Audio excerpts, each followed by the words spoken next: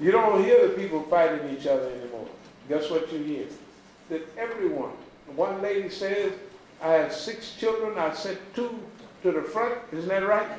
And I have 4 more ready to go. You know, usually your mothers tell you to hold back. That's right. In Kashmir, years ago, the sister, Aisha Sadiqa, she spent a lot of time in Indian jail. She told the people, the mothers, do not hold your husbands back from jihad. Do not hold your children back from jihad. Send them out in the way of Allah. Allow them the opportunity to achieve martyrdom. We want to close with this. In America, we have to get that attitude back. That's right. Cool. Remember how enthusiastic black people was in the 60s and the 70s? Yes, sir. We wasn't afraid, as we are seem to be now. We was more aware.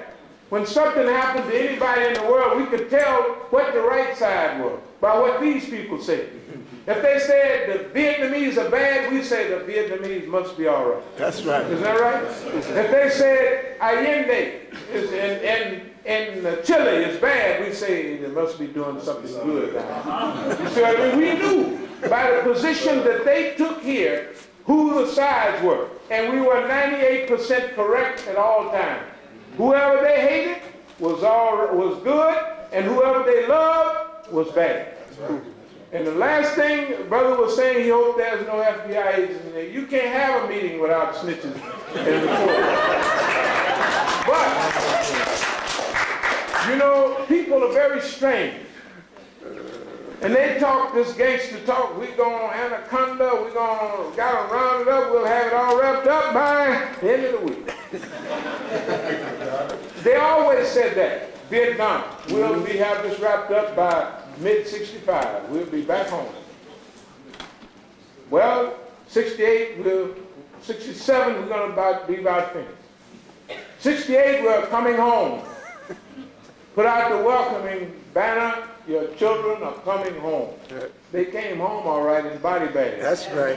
The Tet Offensive jumped off in 68 and ran the Americans crazy. Isn't that right? That's right. And we're saying that that Tet Offensive is happening now in the Muslim world. Muslims are tired of accepting this oppression. And no matter how bad it seems to look on the surface, all of our sweetie pie Muslims are beginning to say, yes, as much as they hate to admit it. Yeah, he was right, man. So we're going to go to the jails or wherever they keep the brothers here or to their house. They're sitting up in there scared. We're going to say, and I tell you the truth, think about it. We always said the way to get America off of you is jump on them. Isn't that right? All this talk we have been doing, they have never came to the masjid. They never came around looking for papers.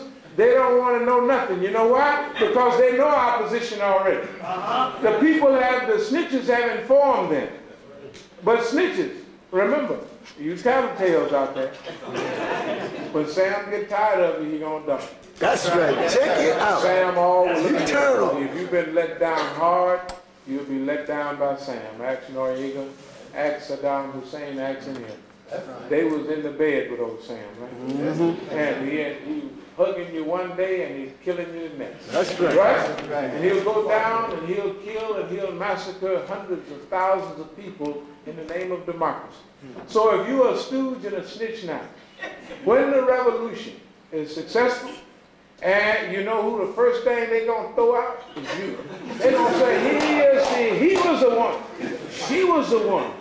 These are terrible people. They're snitches. They're informers.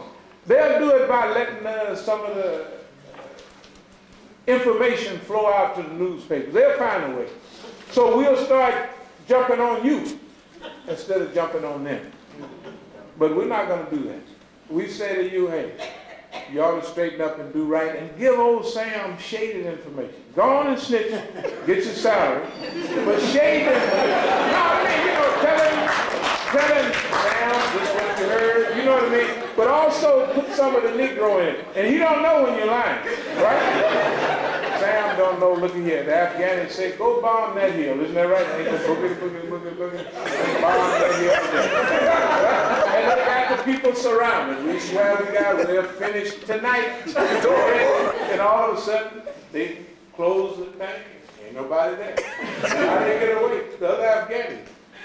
Because Afghans got a history with each other. See, you look at the alliances. This year, this team. It's like choosing a team. You know, like we go out and we play in the yard and we choose up a team. Today, I'm on team B and there's people on that team. And then on Sunday, I'm on team C and all the people on that team, we done mixed up, you see.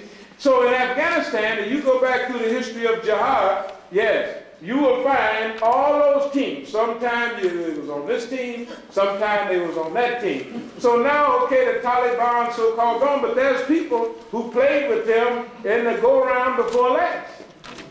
You see what I mean? Some of those same people were mixed up with the government, right? Some of them surrendered to the Muslim forces, Mujahideen. Some of them went to Pakistan and stayed in refugee camps. You know what I mean? In Peshawar and other places. Look. And so this time around, the U.S. is throwing all them bombs on the people, and then the people themselves say enough is enough. You see what I mean? So they want to say, well, okay, we didn't hit them enough, we let them go. Because after all, they let us go time before last. When they had us bottled up, we smoked the peace pipe, we said, okay, you let us go this time, we'll get you a week after next. No worry, we've been doing it for 200-300 years, so no problem. And the Americans don't understand that. That's why they ran over there, and all of a sudden, they're ready to run out, isn't that right? They call it a redeployment of forces. They never say they ran out. They reposition, isn't that right?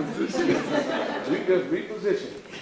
We're going to reposition the whole American system. Inshallah, with Allah's help, if we keep the faith, if we keep the conviction in this Islam, and we can fight for truth and justice because Islam demands that. And if we do that with Allah in mind, then we will get the help that is so great that nobody can fight against it. I will close with this one ayat, if I can find it here in the Quran. Bismillah ar-Rahman ar-Rahim. وَقَدْ مَكَرُوا مَكْرَهُمْ إِنَّ اللَّهَ مَكْرُهُمْ وَإِنْ كَانَ مَكْرَهُمْ لِتَزُولُ مِنْهُ الْجِبَالُ. Mighty indeed were the plots which they made, but their plots were well within the sight of Allah, even though they were such as may shake the hills. These American plots are so devious, and so sinister, and so long-lasting, and so surreptitious, right? That if people knew about it, it would cause them to tremble and the environment around them to tremble. That's how powerful the plots are. But those plots are well within the sight of Allah. And the Quran says, وَمَكَّرُوا وَمَكَّرُوا اللَّهُ وَاللَّهُ خَيْرُ الْمَاكِرِينَ. They plan, and Allah plans. And Allah is the best of planners. Assalamu alaikum.